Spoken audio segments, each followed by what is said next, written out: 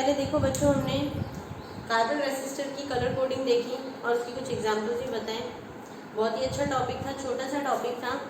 इसके बाद देखो हमारा जो एक छोटा सा टॉपिक रह गया था वो है हमारा धारा घनत्व।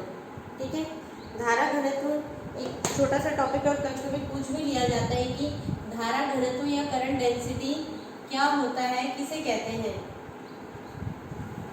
ठीक है बच्चों, तो धारा घनत्व ये नाम से पता चल रहा है कि धारा का घनत्व कहाँ पर अधिक होगा, कहाँ कम होगा, इसे कैसे ज्ञात किया जा सकता है। तो घनत्व को ज्ञात करने के लिए हमारे पास क्या होना चाहिए कि हम किसके द्वारा बताएंगे कि घनत्व धारा का यहाँ अधिक है या कम है। किसके द्वारा बताया जाएगा कि उसका एरिया के द्वारा, कि इस एरिया में घनत्व धारा क्या है, अधिक से अधिक बह रही है। इस एरिया में धारा की क्या है, धारा क्या है, बहुत अधिक मात्रा में क्या और ये फ्लो हो रही है, बहुत ज़्यादा चार्जेस हैं। तो हम किसके द्वारा बता सकते हैं, क्षेत्रफल के द्वारा बताया जाता है। तो इसी के आधार पर धारा घनत्व की परिभाषा को व्यक्त किया गया। और धारा घनत्व की क्या होगी परिभाषा, कि किसी भी चालक में प्रति एकांक क्षेत्रफल में से होकर निकलने, प्रति एकांक क्षेत्रफल में बहने वाली धारा ही क्या कहलाती है, धारा घनत्व कहलाती है। क्या कहलाती है, धारा घनत्व। धारा घनत्व को किसके द्वारा व्यक्त किया जाता है बच्चों, जे के द्वारा व्यक्त किया जाता है। क्या है जे, धारा घनत्व किसी भी चालक के प्रति एकांक क्षेत्रफल में से होकर गुजरने वाली धारा ही किसको व्यक्त करती है, धारा घनत्व को व्यक्त करती है। That is J is equals to I upon A. ये इसकी क्या है, परिभाषा के अनुसार सूत्र है। ठीक है, कि हमने पाइप लिया, आप बोलते हैं ना कि हाँ इस पाइप में से निकलने वाला, कि इसकी क्या निकालनी है आपको, किसी पाइप में से कितना पानी बाहर आ रहा है, इसकी अगर आपको बोलेंगे कि फ्लोइंग डेंसिटी निकालनी है तो उसकी कैसे निकालेंगे, कि उसका एरिया कितना है अनुप्रस्थ काट क्षेत्रफल और उसमें से कितनी धारा या कितने वेलोसिटी से वो क्या हो रहा है, बाहर की ओर जा रहा है, तो वो क्या कहलाएगा, उसका घनत्व कहलाएगा। इसी तरह से धारा घनत्व की बात कर रहे हैं तो धारा जितने प्रति एकांक क्षेत्रफल में से होकर गुजर के बाहर की ओर निकल रही है वो उसकी धारा घनत्व को व्यक्त करेगा। क्लियर। तो धारा घनत्व की मात्रक अगर हम देखें तो धारा घनत्व का मात्रक क्या होता है बच्चों, मात्रक क्या हो जाएगा, इसके लिए क्या हो जाएगा एम्पियर और इसके लिए क्या हो जाएगा पर metre square, ampere per metre square. Clear, ये इसका मात्रक हो गया। अब हमें धारा घनत्व को देखो डिफाइन करने के लिए, व्यक्त करने के लिए तीन इंपॉर्टेंट चीजें ध्यान रखनी है। कौन कौन सी, सबसे पहली चीज कि जे क्या है, धारा घनत्व क्या है, एक सदिश राशि है। धारा घनत्व क्या है, एक सदिश राशि है यहाँ पर।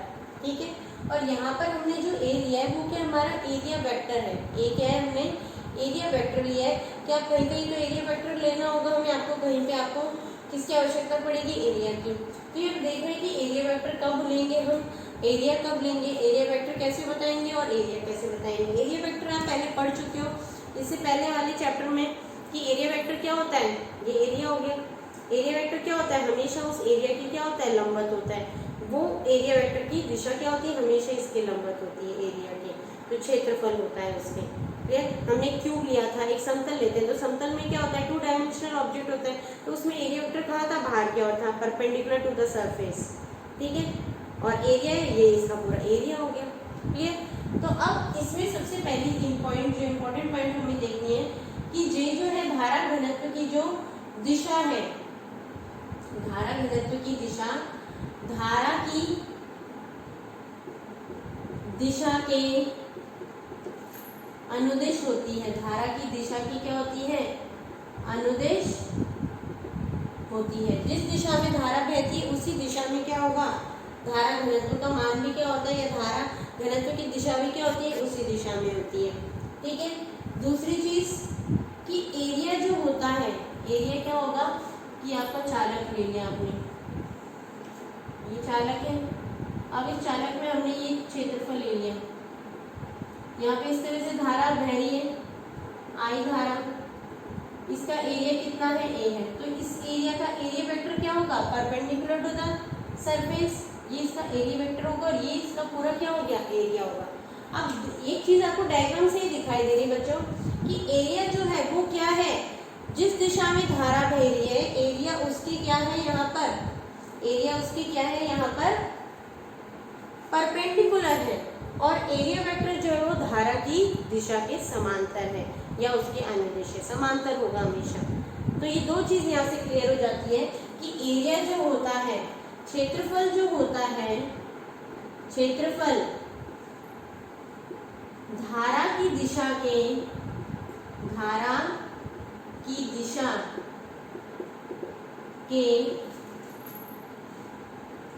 लंबवत होता है तथा एरिया वेक्टर या क्षेत्रफल सदिश क्या होता है? धारा की दिशा के समांतर होता है। कैसे होता है? समांतर, ये समांतर का निशान है। धारा की दिशा के क्या होता है? समांतर है। एरिया वेक्टर क्या है? धारा की दिशा के, या तो क्या होगा, क्षेत्रफल होगा धारा की दिशा के लंबवत, या एरिया वेक्टर क्या होगा, धारा की दिशा के समांतर। इन दोनों में से कोई भी एक चीज कंसिडर करके चलनी है आपको। क्लियर? तो आपको अगर धारा की दिशा पता है, आपको एरिया वेक्टर नहीं पता या एरिया वेक्टर पता है, तो धारा की दिशा भी क्या होगी, उसके समांतर होगी। क्लियर? आपको एरिया दे रखा है, अब आपको देखना है कि धारा की, आपको करंट की डायरेक्शन बतानी है कि करंट की डायरेक्शन कैसे बताओगे, जो हमने एरिया दिया उसके परपेंडिकुलर बनाओगे। क्लियर? आपको एरिया वेक्टर दे रखा है कि एरिया वेक्टर यहाँ पर है, तो आप उसके समांतर हमने करंट की डायरेक्शन बतानी है। क्लियर? तो इस तरह से डायरेक्शन शो करने के लिए हम इस तरह से ये कॉन्सेप्ट यूज में ले सकते हैं कि इस प्रकार से हम कह सकते हैं कि इसकी वैल्यू इस तरह से, इसका मान हम इस प्रकार से डिफाइन कर सकते हैं। क्लियर? अब इसी तरह से अगर हमारे पास ये चालक तो इस प्रकार से दे रखा है, लेकिन अगर कोई चालक हमें दे रखा है और उस चालक में जो एरिया है हमें वो इस तरह से दे रखा है, कितने, इसके एक्सिस से थीटा कोण पर झुका हुआ है, इसके एक्सिस से कितने कोण पर झुका हुआ है, थीटा कोण पर, ये एरिया कंसिडर करना है हमें। तो इस एरिया के लिए क्या होगा, ये इसका एरिया कितना हो गया, ए हो गया। धारा कितनी दे रखी इन्होंने, आई बह रही है धारा। अब ये क्या हो गया, इसका area vector perpendicular to the surface, क्या हो गया इसका एरिया वेक्टर। अब सिंपल सी चीजें, अगर हमें यहाँ पे इसकी करंट डेंसिटी बतानी है, तो करंट डेंसिटी के लिए जो एरिया वेक्टर होगा वो क्या, कौन सा लेंगे। अभी एरिया वेक्टर तो हम ले नहीं सकते, क्या ये आई की क्या है, समांतर है, नहीं। तो क्योंकि एरिया क्या है, एक सदिश राशि है, एरिया वेक्टर क्या है, एक सदिश राशि है, तो इसके दो कंपोनेंट्स लेंगे हम। क्या लेंगे, इसके दो घटक लेंगे, एक तो समांतर घटक और एक लंबवत घटक। ये एंगल थीटा है, ये टोटल कितना हो गया एंगल, 90 डिग्री। तो ये बचा हुआ एंगल कितना हो गया, 90 माइनस थीटा। ये बचा एंगल कितना हो गया, 90 माइनस थीटा। ये टोटल भी कितना हुआ, 90। ये 90 माइनस थीटा है, तो ये वाला एंगल भी कितना आ गया हमारे पास, थीटा आ गया। क्लियर है बच्चों, ये एंगल कितना आ गया, थीटा आ गया। इट मीन्स इसके जो दो घटक बनेंगे, यहाँ पर और यहाँ पर बनेंगे दो घटक, तो ये हो गया हमारे पास a cos थीटा, ये वाला घटक हो गया हमारे पास a sin थीटा। ये आप पहले भी पढ़ चुके हो बहुत बार 11th में कि जिस सदिश पर एंगल बनता है, कोण बनता है, उसके अलोंग तो हमारे पास कैसा घटक होता है, समांतर घटक, और दूसरे के अलोंग क्या होगा हमारे पास, लंबवत घटक। तो ये थीटा हो गया एंगल थीटा पता है, समझ में आ गया। ये 90 डिग्री है, ये थीटा है, तो ये बचा हुआ एंगल कितना, 90 माइनस थीटा। और ये क्या है, एरिया वेक्टर इस पूरे एरिया की क्या है, परपेंडिकुलर। तो ये टोटल 90 हुआ, ये 90 माइनस थीटा, तो ये बचा वाला एंगल कितना हो गया, थीटा आ गया। इसके दो घटक हो गए a cos थीटा। इसमें से जो अब a cos थीटा घटक जो है वो अब समांतर है किसके, धारा I के। तो अब हमें करंट डेंसिटी निकालनी, तो करंट डेंसिटी की परिभाषा लगाए हैं। तो current density J is equals to I upon a cos theta. J is equals to I upon a cos theta लिख सकते हैं, क्योंकि इसका कैसा घटक, अभी आपको बताया एरिया वेक्टर का वही घटक लेंगे, या एरिया वेक्टर क्या होगा, धारा की दिशा के समांतर होगा। और इसका कौन सा घटक समांतर है, a cos थीटा वाला घटक। तो यहाँ से हमारे पास I is equals to J a cos theta नहीं लिख सकते, हम लिख सकते हैं। और ये किसको व्यक्त कर रही है, ये किसको व्यक्त कर रहा है, सदिश गुणन, किसको, अदिश गुणनफल को पढ़ चुके हो। इट मीन्स कि J और A के बीच में एंगल कितना बन रहा है, और अभी आप ये सबसे पहले पॉइंट में पढ़ चुके हो कि J भी उसी दिशा में होता है जिस दिशा में I होता है। तो ये तो I भी इस दिशा में, तो J भी इसी दिशा में, ये A हो गया, एंगल कितना बन रहा है, थीटा बन रहा है। तो जे और ए के बीच में दो सदिशों के मध्य बनने वाला कोण थीटा है, तो उसको हम इस प्रकार से व्यक्त कर सकते हैं, I is equal to J A cos theta, या आई इज इक्वल टू क्या हो गया, जे डॉट ए। लिख सकते हैं, लिख सकते हैं। इट मीन्स आई जो है वो किसके बराबर है, हमारे पास एक नई परिभाषा आ गई कि धारा आई किसके बराबर होती है, धारा घनत्व जे व क्षेत्रफल सदिश ए के अदिश गुणनफल के बराबर होती है। धारा I is equals to J dot A के इक्वलेंट होती है। तो कहीं पर अगर हमें ये सूत्र यूज में लेना है, आपको जे और ए की वैल्यू दे रखी वेक्टर फॉर्म में, पूछेंगे कि धारा का मान निकालो, तो सीधा ये सूत्र लेना है यूज में, जे की वैल्यू रखनी, ए की वैल्यू रखनी, उनका दोनों का क्या करना है, हमें क्रॉस का डॉट प्रोडक्ट करना है, वैल्यू निकालनी है। क्लियर? ये छोटा सा टॉपिक है हमारा करंट डेंसिटी, ये परिभाषा याद रखनी, इसकी परिभाषा पूछ ली जाती है, तो ये टर्म एज ए न्यूमेरिकल पूछ ली जाती है आपसे। ठीक है, ये हमारा छोटा सा टॉपिक करंट डेंसिटी। इसके बाद देखो बच्चों, जो हमारा नेक्स्ट टॉपिक है वो है ओम का नियम, ओम्स लॉ। ओम्स लॉ आप सभी ने 10th में पढ़ चुके हो, 10th में पढ़ के आ चुके हो कि ओम्स लॉ क्या होता है, V is equals to I R, ये पढ़ के आ चुके हो ना। वही उसी चीज़ को हम थोड़ा इलेबोरेट करके 12th में पढ़ना है। अब वही सेम चीज़ जो 10th में पढ़ी वही चीज़ थोड़ी पढ़ेंगे हम, उसी चीज़ को थोड़ा सा इलेबोरेट करा है, थोड़ा डीप स्टडी करिए उसकी कि ओम्स लॉ क्या है, उसके द्वारा प्रतिरोध को हमने डिफाइन करा है। ठीक है, तो हमारा जो नेक्स्ट टॉपिक है वो क्या है, ओम का नियम।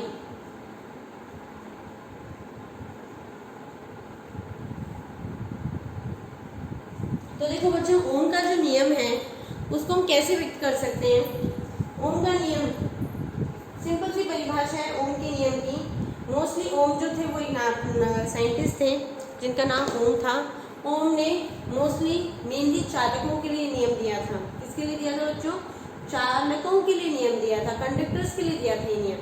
इन्होंने क्या बताया कि ऐसे चालक जिनमें की भौतिक अवस्थाएं क्या हो, स्थिर बनी रहे। भौतिक अवस्थाओं से मतलब क्या हुआ, जो किसी भी चीज को, या हमारे पास ये पेन है, इसको इसकी भौतिक संरचना को परिवर्तित कर सके, और भौतिक संरचना परिवर्तित हो रही तो अंदर से भी संरचना में क्या हो रहा है, परिवर्तन हो रहा है।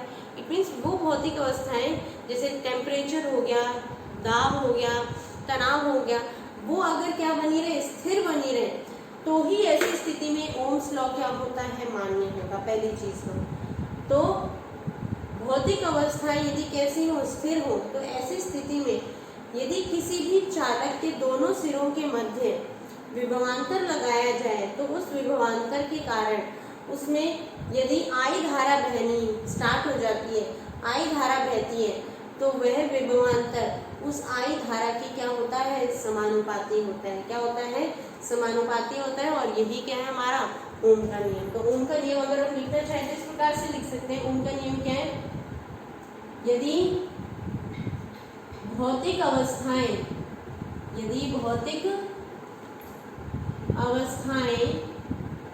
जैसे कौन कौन सी, ताप, दाब, तनाव आदि एक्सेट्रा स्थिर हो, तो किसी चालक के दोनों सिरों के मध्य, चालक के दोनों सिरों के मध्य लगाए गए विभवांतर का मान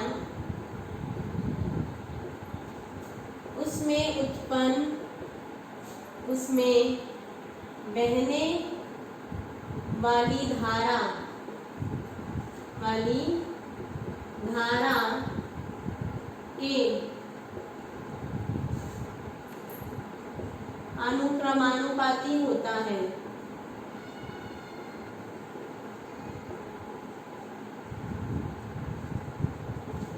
अनुक्रमानुपाती होता है। और यही क्या हमारा ओम का नियम, अर्थात V is directly proportional to I। अर्थात ये हमारे पास चालक है, इस चालक के दोनों सिरों के मध्य हमने कितना पोटेंशियल डिफरेंस लगाया, V, तो जिसके कारण इसमें I धारा उत्पन्न होने लग गई। अभी I धारा जो है वो दोनों एक दूसरे के क्या बने रहते हैं, समानुपातिक बने रहते हैं। या हम कह सकते हैं V is equals to I R, जहाँ R क्या है, एक कांस्टेंट है जो कि क्या कहलाता है, ओमिक रेसिस्टेंस कहलाता है। क्या कहलाता है बच्चों, ओमिक रेसिस्टेंस। इसे ओमिक रेसिस्टेंस क्यों बोल रहे हैं, थोड़ी सी चीज आपको, जो प्रतिरोध को हमने डिफाइन किया था इससे पहले, वहां भी मैंने आपको बताई थी। प्रतिरोध को वहां पे हमने कैसे डिफाइन किया था कि R is equals to V upon I। इसे जो हमने डिफाइन किया था, इसे हमने क्या बताया था कि ये परिभाषा सदैव सत्य होगी, लेकिन ओम्स लॉ के द्वारा जो परिभाषा दी गई है वो सदैव सत्य नहीं होगी। यहाँ पर R कांस्टेंट भी हो सकता है और परिवर्तित भी हो सकता है, लेकिन ओम्स लॉ तो क्या कह रहा है कि प्रतिरोध हमेशा कांस्टेंट रहेगा। क्या ये सत्य है, क्या ये संभव है कि प्रतिरोध हमेशा कांस्टेंट रहे? प्रतिरोध तो ही कांस्टेंट रह सकता है बच्चों जब ताप, मोस्टली जो इम्पोर्टेंट घटक है वो है हमारे यहाँ पे टेम्परेचर। टेम्परेचर अगर कांस्टेंट बना हुआ है तो ही रेसिस्टेंस आपका क्या रहेगा, कांस्टेंट रहेगा। अगर टेम्परेचर कांस्टेंट नहीं है, टेम्परेचर कम ज़्यादा हो रहा है तो कभी इसकी लेंथ कम ज़्यादा हो जाएगी, कभी एरिया कम ज़्यादा हो रहा है तो प्रतिरोध कांस्टेंट रहेगा, नहीं रहेगा। इसलिए तो ऐसे पदार्थों को या ऐसे चालकों को क्या कहा जाता है, ओमीय चालक कहा जाता है। क्या कहा, ऐसे चालक कहा जाता है ओमीय चालक। या ओमीय चालक वे चालक होते हैं जो ओम्स लॉ को क्या करते हैं, फॉलो करते हैं, ओम्स लॉ का पालन करते हैं। ऐसे चालक ओमीय चालक कहलाते हैं और उनके अंदर जो प्रतिरोध होता है वो ओमिक रेसिस्टेंस या ओमीय प्रतिरोध कहलाता है। ठीक है, और जो पदार्थ या जो चालक उनके नियम का पालन नहीं करते हैं वो अनओमीय क्या कहलाते हैं, चालक कहलाते हैं, और उनका जो प्रतिरोध होता है वो अनओमीय प्रतिरोध कहलाता है। सिंपल सी चीज, ठीक है। तो ये ध्यान रखना बच्चों कि इसमें तो ही कंडीशन होगी जब आपका टेम्परेचर कांस्टेंट होगा। ये कभी सत्य होगा कभी नहीं होगा, लेकिन ये वाली जो डेफिनेशन हमने दी थी ये हमेशा सदैव सत्य होती है। क्लियर? तो ये हमारा छोटा सा ओम्स लॉ, ठीक है। ओम्स लॉ पूछा जाएगा, इतना हमें डिफाइन करना है। ओम्स लॉ की डेफिनेशन, पूरा स्टेटमेंट और V equals to I R, ठीक है। अब हमें यहाँ पे एक क्वेश्चन जो आता है कि ओम्स लॉ की व्युत्पत्ति, कि ओम्स लॉ को हम कैसे डिराइव कर सकते हैं, कि V equals to I R आगे तो इसमें कैसे डिराइव कर सकते हैं, कैसे कर सकते हैं। इससे पहले जो हमने सूत्र निकाला था वहीं से डिराइव होगा। और इसका अगर देखो छोटा सा ग्राफ अगर देखा जाए तो इसका अगर हम ग्राफ देखें V और I के बीच में, तो V और I के बीच में अगर ग्राफ बनाया जाए तो कैसा आता है हमारे पास ग्राफ, कैसा आएगा, सीधा आएगा। कैसे आएगी, स्ट्रेट लाइन आएगी, क्योंकि ये दोनों एक दूसरे की क्या है, डायरेक्टली प्रोपोर्शनल, ठीक है। अब है नेक्स्ट इसका कि ओम्स लॉ की व्युत्पत्ति, डेरिवेशन, डिराइव करना है हमें ओम्स लॉ को कि V equals to I R कैसे बता दिए इन्होंने, या V upon I is equals to I R, ये कैसे हम सिद्ध कर सकते हैं, ठीक है।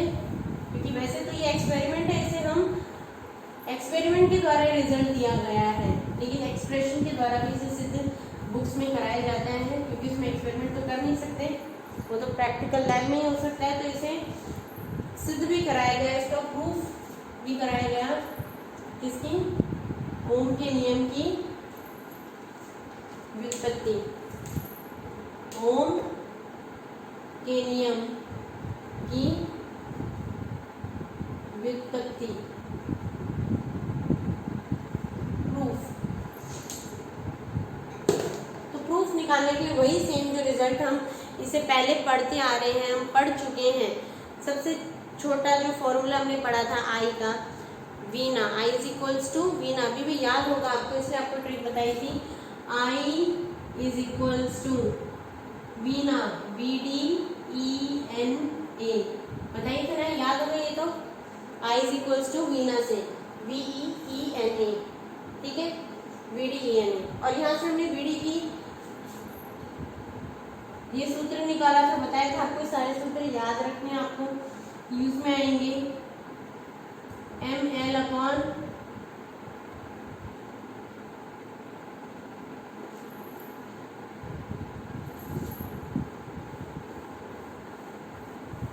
D is equals to M V upon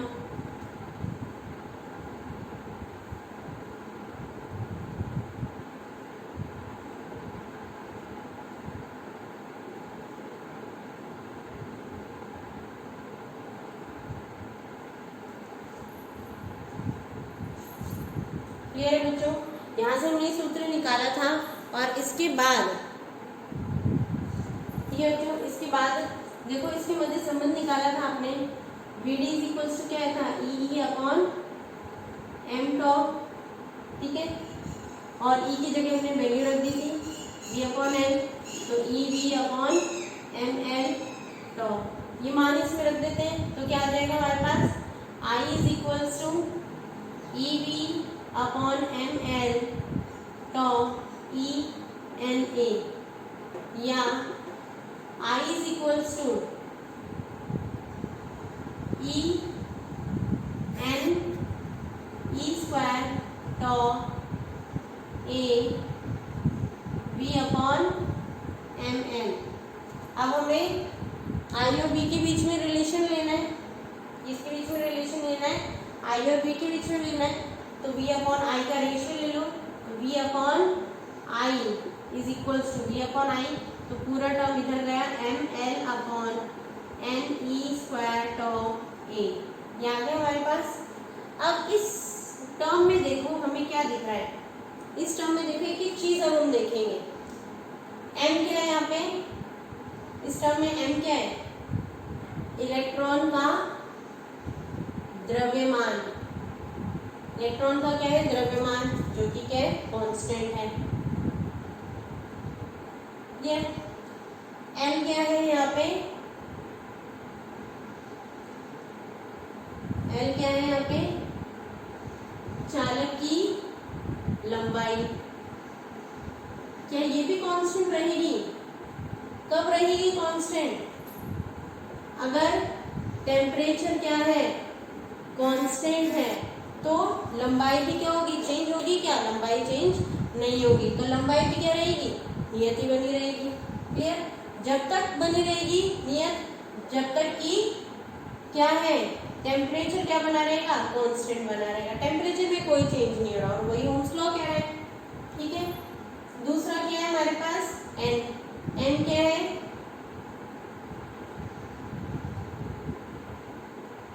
प्रति आयतन मुक्त इलेक्ट्रॉनों की संख्या, और ये भी क्या है टेम्परेचर में कोई चेंजेस नहीं हो रहे, टेम्परेचर कांस्टेंट बना हुआ है, तो ये भी क्या रहेगा हमारे पास, जब टेम्परेचर कांस्टेंट है तो ये भी क्या है हमारे पास कांस्टेंट बना हुआ है, नियत बना हुआ है। दूसरा क्या है हमारे पास ई, इलेक्ट्रॉन का आवेश, इलेक्ट्रॉन का आवेश भी क्या रहा है हमारे पास कांस्टेंट है। ठीक है, दूसरा हमारे पास ए क्षेत्रफल, किसका चालक का, चालक का क्षेत्रफल क्या होगा कांस्टेंट होगा, कब जब टी भी क्या होगा कांस्टेंट, जब टेम्परेचर में कोई चेंज नहीं हो रहा तो उसके क्षेत्रफल में कोई परिवर्तन होगा नहीं होगा। तीसरा क्या है लास्ट टॉ, क्या है यहाँ पे विश्रांति काल, विश्रांति काल, जब इलेक्ट्रॉनों की संख्या जिस वेग से पहले गति कर रही है उसी वेग से गति कर रही है, टेम्परेचर में कोई कमी, ना ही टेम्परेचर बढ़ रहा है ना ही घट रहा है, तो विश्रांति काल भी क्या रहेगा कांस्टेंट बना रहेगा। इट मींस इससे क्या पता चल रहा है कि जब हम टेम्परेचर को कांस्टेंट बनाए रखते हैं तो ये सारे term M L N E A tau, ये सारी चीजें क्या आ रही है हमारे पास कांस्टेंट आते हैं, इनमें किसी तरह का कोई चेंजेस नहीं होते। तो ऐसी स्थिति में जब इनमें किसी तरह का कोई चेंज नहीं होता तो ये पूरी की पूरी टर्म हमारे पास क्या मिल गई, हमें एक कांस्टेंट पद मिल गया हमें, तो हम कह सकते हैं कि v अपॉन आई क्या है एक कांस्टेंट के बराबर, नियतांक के बराबर, और इस नियतांक को इन्होंने क्या नाम दिया है आर नाम दिया, और इससे प्रूफ हो जाता है हमारा ओम्स लॉ, कि Ohm's law has been proof that v upon I का जो मान है वो एक कांस्टेंट के बराबर होता है, वो कांस्टेंट हमारा क्या है यहाँ पे आर, जो कि ओमिक रेजिस्टेंस कहलाता है। जो हमने इससे पहले जो हमने प्रूफ निकाले थे इसमें आपको बच्चों बताया था, ये बहुत ही इंपॉर्टेंट रिजल्ट है, बहुत बार बहुत जगह यूज में लिया जाएगा। आई इज इक्वल्स टू वी, ना वी डी की वैल्यू भी याद रखनी है, वीडी की वैल्यू ये हमने निकाली थी, ये याद रखनी, इससे आगे की वैल्यू निकाल लेंगे हम। क्लियर? तो हमने यहाँ पे I इक्वल्स टू V9 ये रिजल्ट लिया, VD equals to F/m into tau था, F की जगह E/m इंटू टॉ, E की जगह V/n रख दिया हमने, यहाँ वैल्यू पुट कर दी, इसको सॉल्व कर लिया, V/I का रेशियो ले लिया, टर्म आ गया, पूरा पद हमारे पास कांस्टेंट।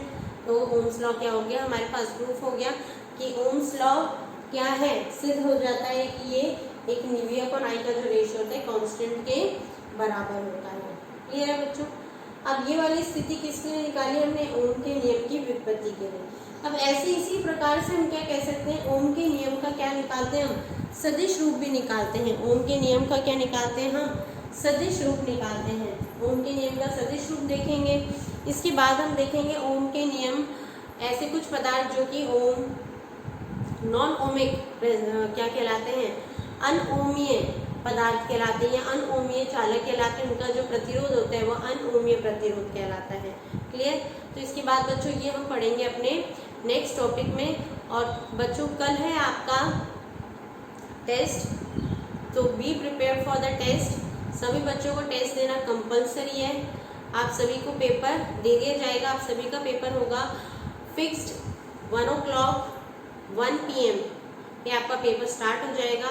आपको 1 घंटा मिलेगा पेपर करने का, 1 घंटे बाद आपको अपना पेपर सबमिट करना है। जो भी इंस्ट्रक्शंस होंगे वो सारे आपको दे दी जाएंगे, अभी अपलोड आपको इंस्ट्रक्शंस आपके ग्रुप पे या मैसेज कर दिए जाएंगे आप सभी को। तो जो भी आपको इंस्ट्रक्शन दिए जाए वो सारे फॉलो करने आपको। और ये टेस्ट बच्चों देना बहुत कंपलसरी है, सभी पेरेंट्स को भी मैं बोल रही हूँ कि ये टेस्ट देना सभी बच्चों के लिए कंपलसरी है, इसके लिए कोई चॉइस नहीं है, आपको ये टेस्ट देना है। अगर आपकी कोई प्रॉब्लम है देन आप मुझे पर्सनली फ़ोन करके बोल सकते हैं कि मैम हमारी प्रॉब्लम है, हम अभी टेस्ट नहीं दे सकते। क्लियर है बच्चों? ठीक है, तो ये सारी कंडीशंस हैं, so be prepare for the test. Okay, thank you.